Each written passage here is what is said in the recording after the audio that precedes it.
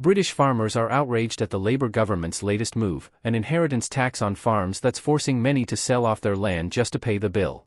This devastating policy is hitting family-run farms the hardest, pushing them to the brink and threatening generations of hard work. And the frustration is boiling over. Recently, Westminster Hall held a heated discussion on the issue. Conservative MP Graham Stewart didn't hold back, calling out Labour for the disastrous impact of their decision. He urged them to show real leadership, step up, be bold, and make things right before more farmers lose everything.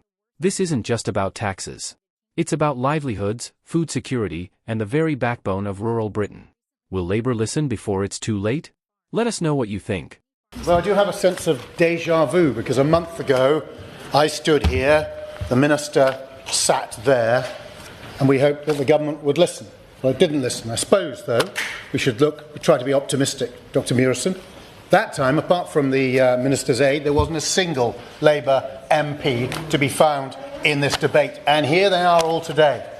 And they vary in their approach from, I don't mean to be too personal or rude to the Honourable Gentleman from South Norfolk who opened it, but I've never heard a speech in this Parliament in nearly 20 years that expressed no opinion on the subject in hand. So he gets the vanilla award. The Honourable Member for Bishop Auckland was perhaps tentative and timid, but nonetheless wanted to hint that it was possible that this perfect selection of policies put forward by Labour might need a little tweak. Well, congratulations on that. Though I think the award should go to the member for Northumberland, who I think was pretty clear that he doesn't think this policy is right and it needs to be changed. Well, praise the Lord that someone on that side of the chamber is prepared to come out and do this. That's what you were sent here for.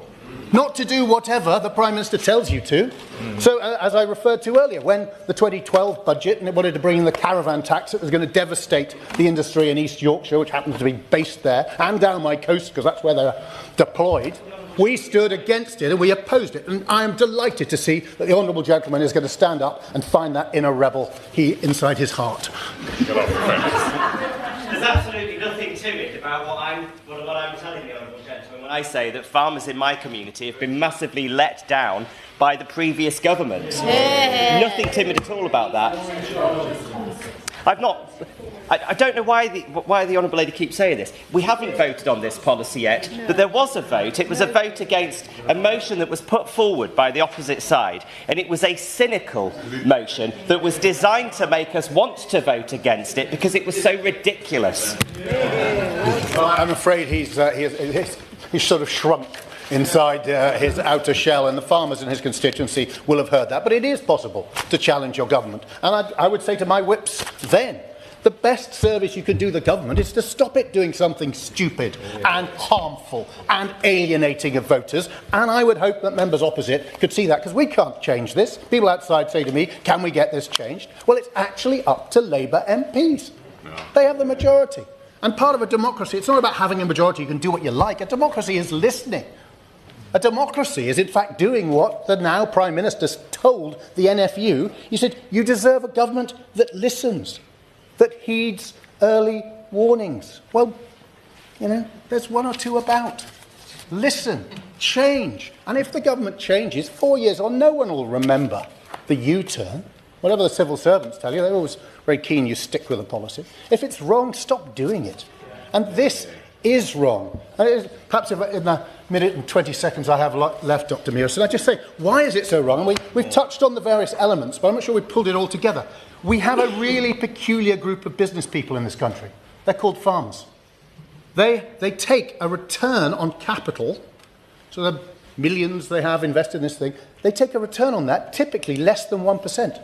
There's nobody that I'm aware of, no business I was ever involved in, would remotely consider continuing in an industry that paid less than 1%. So they take a pittance and they get up at 4 in the morning for the privilege. And they look after the animals. It doesn't matter if they're ill. They can't carry their employment rights. They go, I'm not well, I shouldn't have to go out, because the cows don't care. They have to go out, they have to look after them, and then they get less than 1% return. And these businessmen, the most beneficent, public-minded business people in the whole country, then provide excellent food at among the lowest prices in Europe. So if ever there was a business you wouldn't want to go and mess with, it's these. I shouldn't say it, I'll make enemies of them. I give way to the Honourable Gentleman. the honourable member for his scoring system. But could I ask the honourable member if he could confirm if he was part of the last government that failed to get £300 million of subsidy to farmers out the door in the last government? Well, I understand, and for his political career, having been so brave today, I entirely forgive him for that piece of whataboutery. But what we have is this. It's to understand how remarkable it is. There is this whole group of business people who take practically nothing from their business, work all the hours God gives, and provide us with among the finest food in the world at among the lowest prices in Europe. Why would you want to mess with that? And not only do they do it, do you know what they do? They brainwash their children from the earliest age so that they carry on doing it. Right. I mean, these people are in indentured service to the nation, providing food while making very little profit. And they do it willingly. In fact, they love it. It's their life. And to go and mess with them out of some socialist stupid spite is ridiculous, absurd, and the members opposite know that. The member for North Northumberland certainly does, and he should lead his colleagues to tell the Chancellor, change course, just as we did in 2012 when George Osborne got it wrong. Right. Is this Labour government the worst in UK history? Many believe their policies are wreaking havoc, especially on hardworking farmers and small businesses. If you think they've done more harm than good, hit that like button. And we want to hear from you. Drop a comment below and share your thoughts.